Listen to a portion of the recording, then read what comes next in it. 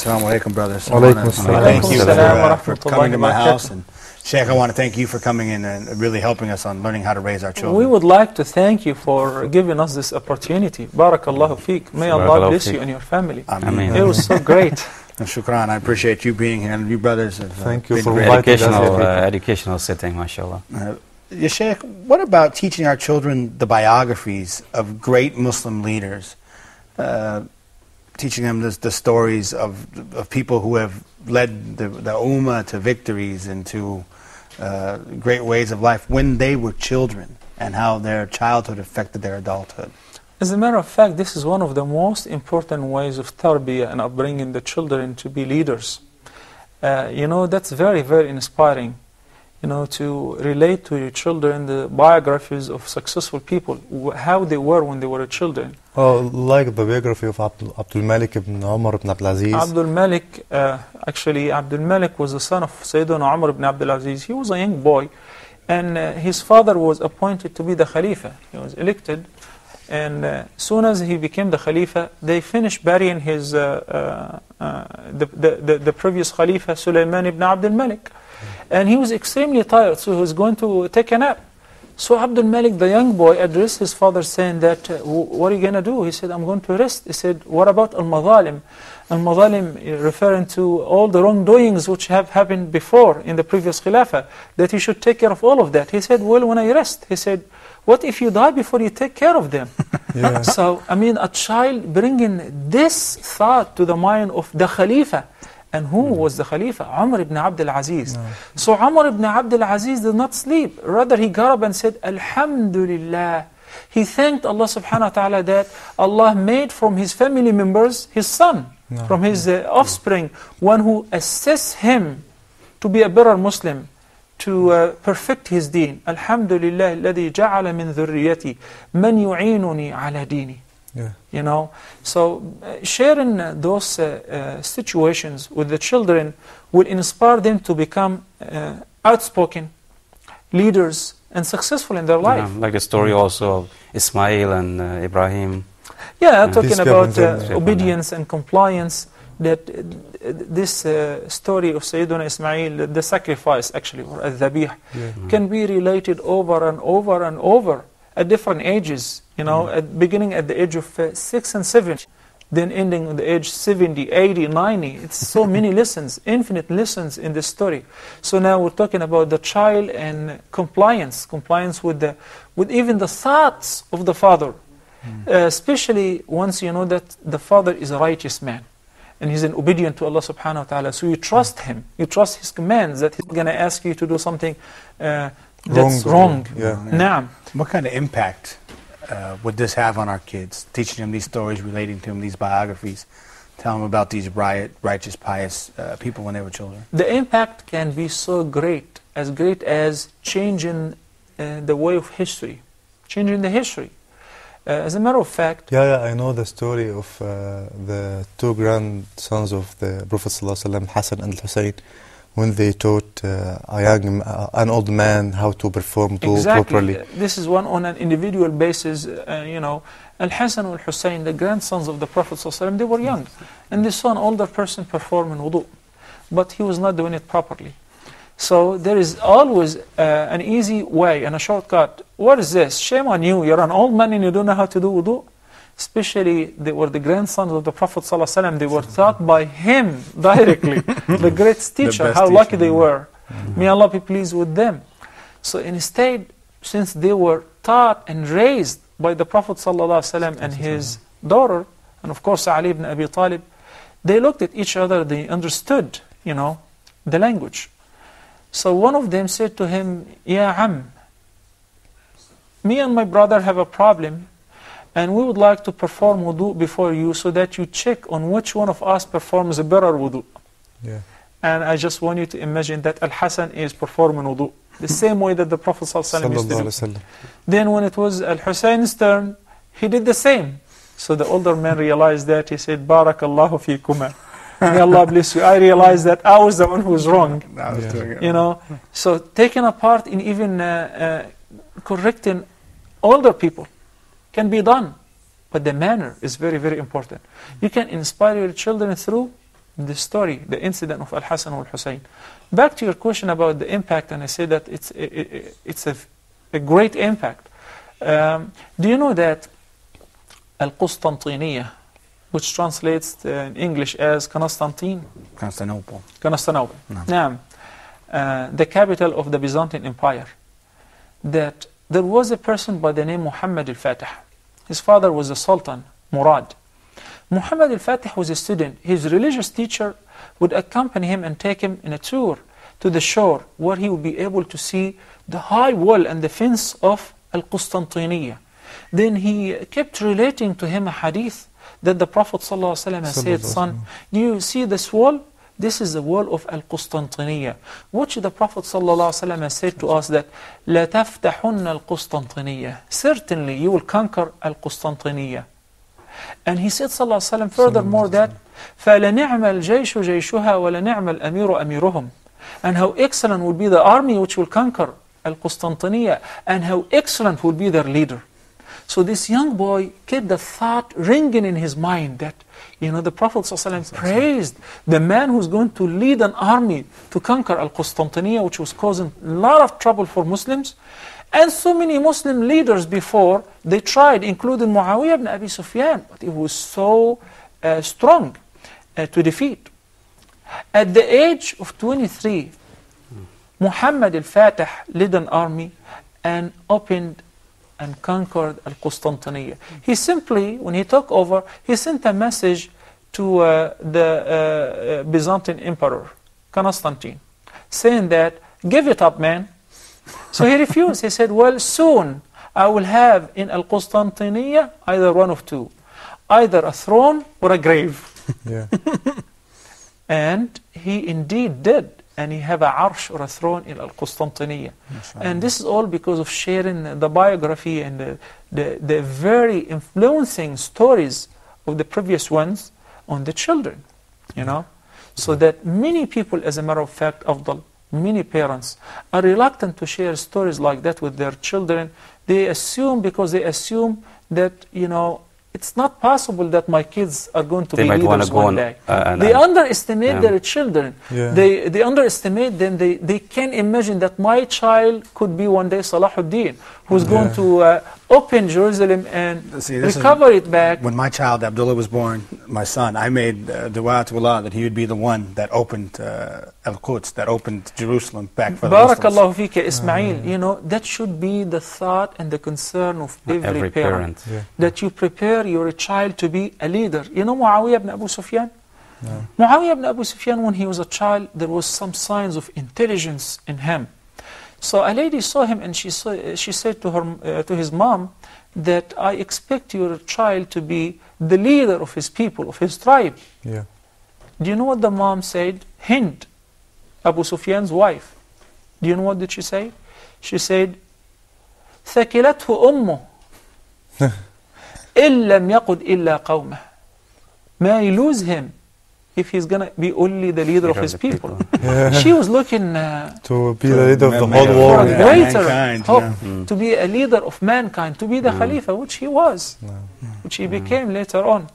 So you can participate in formulating the future of your child by encouraging him to speak out whenever it is right, and to speak out with wisdom, and to allow the children to share conversation with adults, and to share with them the biographies of the successful Muslim leaders as how they were when they were children. Children can be a great inspiration for adults. I remember when I was sending my children to Islamic school, and they were going to school, I myself was not a practicing Muslim, but I see it important to send them to school. They would come back and ask me Islamic questions, and I cannot answer them. And this is what inspired me, and I myself, alhamdulillah, have become a practicing Muslim. And I recall you, Brother Ismail was talking about two little kids who inspire. In Wisconsin, Yeah. there's an Egyptian family that lives in Wisconsin, and they have two little boys, two little twins that are 5 years old. So they hired a nanny, and she was an American lady to be the nanny. And the little kid started to talk to her about Islam. Who is Allah? Who is this? She's like, I don't know. But she became interested in it. And within 3 months, she had taken her shahada because of two little boys talking to her about Islam. So the da'iyah child, or the child da'iyah. Yeah. You know, this is exactly what Luqman was advising his son. وَأْمُرْ بِالْمَعْرُوفِ وَانْهَ عَنِ الْمُنْكَرِ وَاصْبِرْ عَلَى مَا أَصَابَكَ. You know, it's a shame that many parents, number one, underestimate the capability of their children. And number two, that they're afraid to inspire them to be leaders because they're afraid that, you know, if they become leaders and if they try to change what's wrong, they might not be successful. They might lose their life, they might lose their freedom, you know. But this is not the case. Salahuddin al-Ayyubi was once seen, everybody was laughing except him. What is the matter? He said, how can I laugh while al-Aqsa, al-Masjid al-Aqsa, is under siege. It's been captured by the Crusades. And he did not rest until he liberated al-Masjid al-Aqsa. The thing I like about Salahuddin al-Ayyubi was he said, I can't go to Al-Aqsa until I destroy the Umayyads, until I destroy the evil empire of the Umayyads. And then he went and destroyed them, and then he realized that he could get Al-Aqsa free. So he was also thinking smart all the time. Why not? Why not? Every mother prays that when she has an embryo in her womb, that may Allah make my son Salahuddin al-Ayyubi. May Allah make my son Khalid ibn al-Walid. May Allah make my son Muhammad al-Fatih. Why not? Why not every parent hope and pray that his child will achieve what we couldn't achieve? That we have hope in our next generation that they can change the fact of the Muslim Ummah now of weakness and humiliation. Why not? Until when shall we wait for Al-Mahdi al-Muntadhar? Yeah, it's coming. But, you know, every parent should hope that his son could be Al-Mahdi, or as good as Al-Mahdi. So we have to use these stories to influence our children. And that can be done the by the biographies of be the next Ibn Taymiyyah, or the next or Al-Imam al-Nawawi, al-Shafi'i, you know. Muhammad ibn Abdul Wahhab, these great leaders. You know, I would really, really, from the bottom of my heart, pray for all the Muslim Ummah to understand that, you know, having children is not an easy thing. Having children, one time while I was giving a khutbah, that somebody said that, you know, having a child is like having a Mercedes. You know, maintenance. He was talking about the expenses. Maintenance is costly. People do not realize it's not only the don't say that. I'm going to get this mosquito. Not again. So I'm going to get it.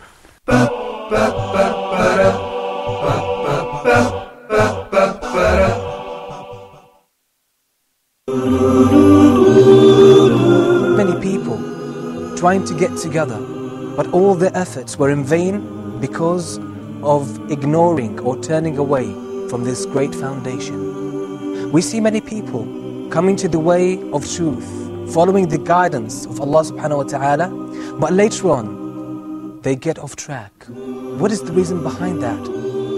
Unity is a result, it's not a cover-up. We have to be united from inside. And Allah made this clear in the Quran when He said, وَأَطِيعُوا اللَّهَ وَأَطِيعُوا الرَّسُولَ.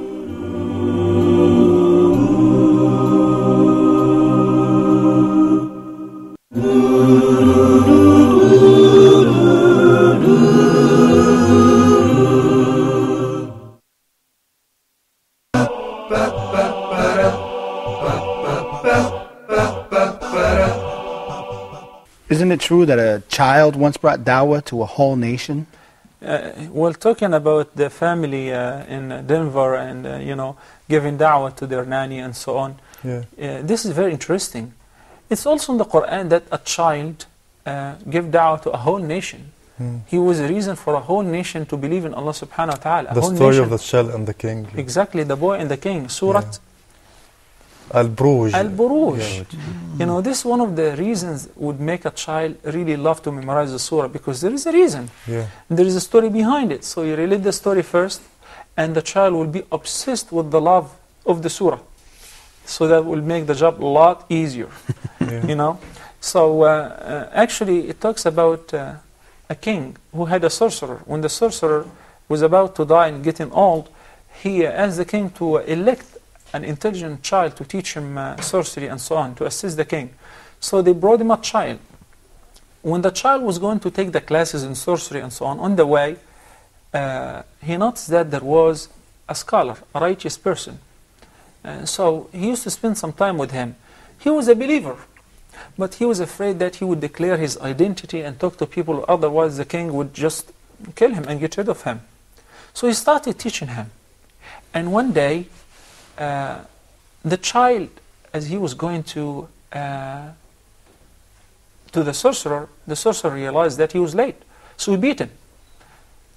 And because he had to spend time with the scholar, with the righteous man.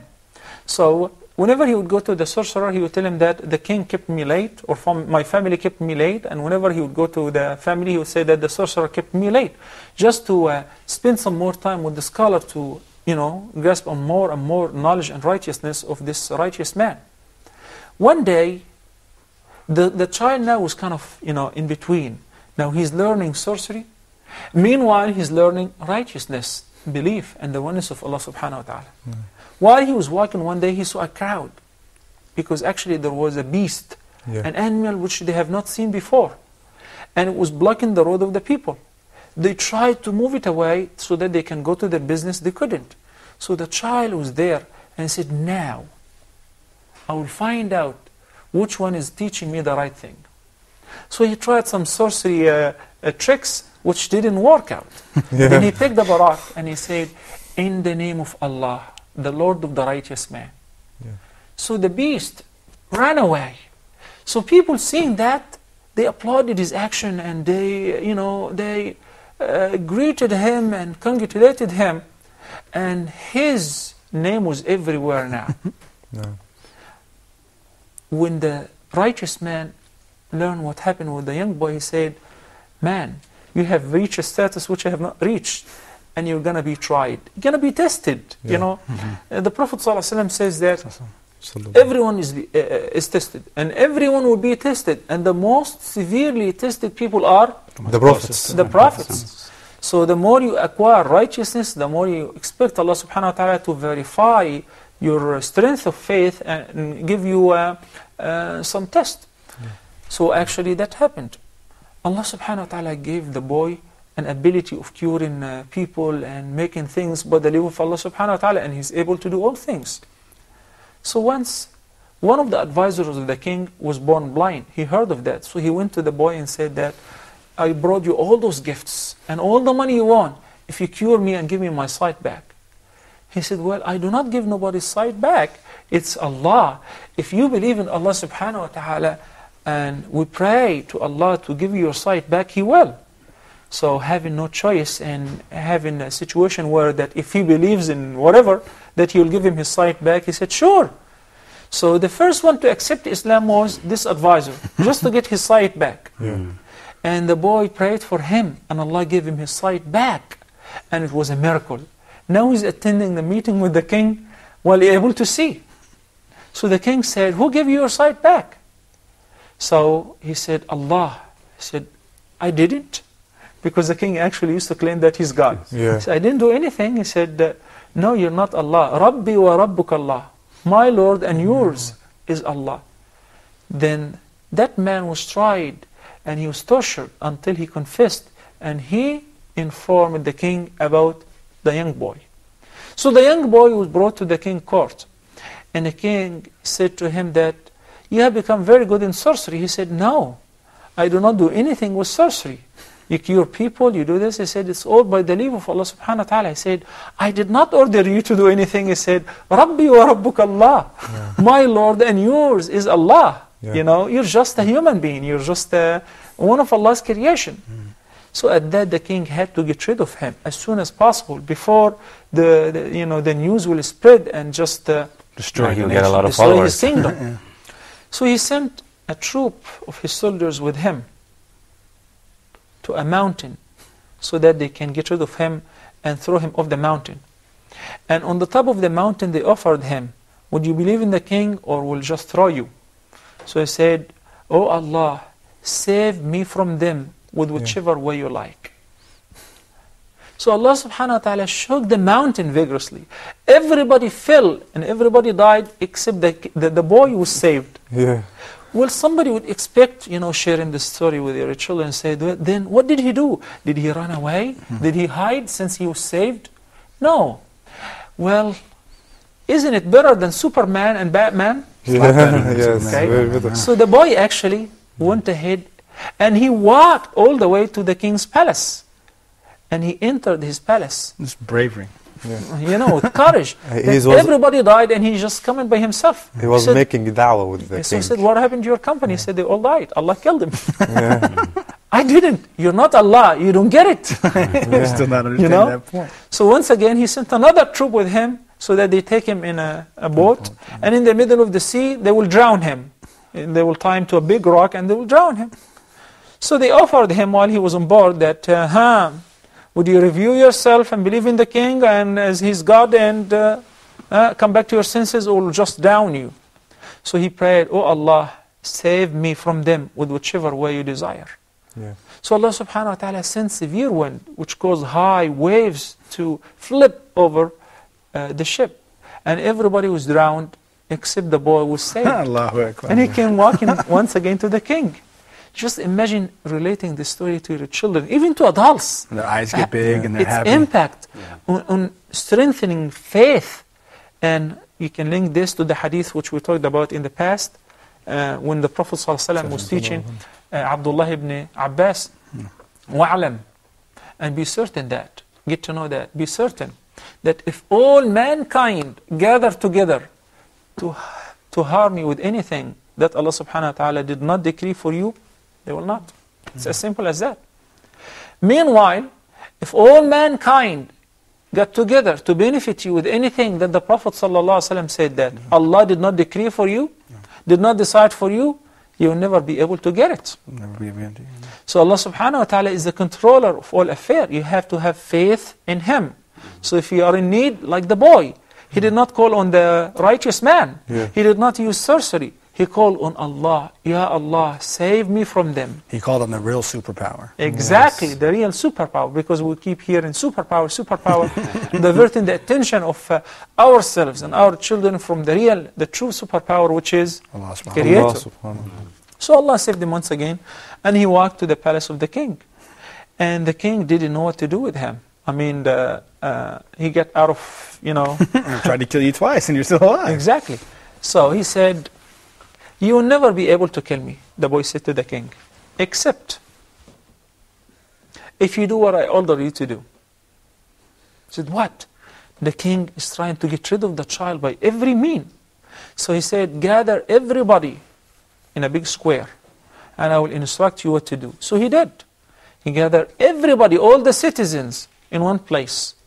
Then he said, put me on a tree and grab hold of an arrow, point it here, and say, in the name of Allah, the Lord of the boy, you will be able to kill me. So he tried. Imagine, the boy is trying to achieve a very important goal. His life is nothing comparing to the achievement which he's trying to achieve. Yeah. Da'wah, calling people to the way of Allah subhanahu wa ta'ala, making them acknowledge the fact that the king is nothing. He's a human like you. He can't kill me. And the only way to kill me is In the name of my Lord. in the name of the Lord, the real Lord. So he did, which he tried to kill him, and he shot at him, but without saying in the name of Allah. He missed. So he whispered to him and said, it didn't work out. He said, well, because you didn't fulfill the condition. You have to say it out loud, and everybody have to hear you, in the name of Allah. So he did this time. The boy died, and mission was accomplished. But not the king's mission, the boy's mission. Because everybody, all the audience and the viewers realized that the king is nothing, and he could not do anything without asking the help of the true Lord. So everybody at once said that we believe in the Lord of the boy. Yeah. They have not seen him, they don't know him, but now the concept of faith came to their mind. The king lost it. and he gathered his army, and he dug ditches and trenches, filled them with fire, ordered his soldiers to throw in fire everyone who does not believe in the king, everyone who would not come back to his old religion, believing in him as God. He almost got rid of everyone. But the thing is, they died as Martyrs. martyrs and as believers. Yeah. It's just beautiful that a child was the reason for the guidance of a whole nation. 2 children guided that day. The baby who spoke to his mother. Yes, exactly. The continuation of the story, of course, there was a mother whose all her children were thrown except for a baby whom she was, nursing, breastfeeding. It's too young, so that she was reluctant. She had a second thought. So the child, Allah subhanahu wa ta'ala, enabled him to speak in the cradle and said to his mother, Ya Ummah, don't you worry, you are on the truth. So she jumped. And actually those who jumped in it and who were thrown in fire actually ended up in paradise, you know. So it is very, very, very important to share those important incidents, stories and biographies with our children, to inspire them to be successful in their life and to inspire them to be leaders in the future. And they inspire us. They inspire us to be better Muslims ourselves and to have better faith ourselves. You know, Osama ibn Zayd, may Allah be pleased with him, he was under 10 years old. He was the leader of the... And he wanted to join the Prophet ﷺ on one of the battles. So he returned him, he said, you're too young. He cried. 3 times he came to the Prophet ﷺ. Finally, the Prophet ﷺ approved him to help the injured ones. You know, not to be on a battlefield, just to help the injured ones. At the age of 18, the Prophet ﷺ assigned Osama to be the leader of the Muslim army. The commander of a chief. And who was in this army? Umar ibn Khattab, Uthman ibn Affan. The senior companions. I'm going to go check on the food, because I think it's getting close to time to eat, to make sure we're going to have some food, because that's why you're here. So I'll be right back. Inshallah. Knowledge also. Oh, that too. Because my wife can cook, but the knowledge is good also. So I'll be back, inshallah. Bye.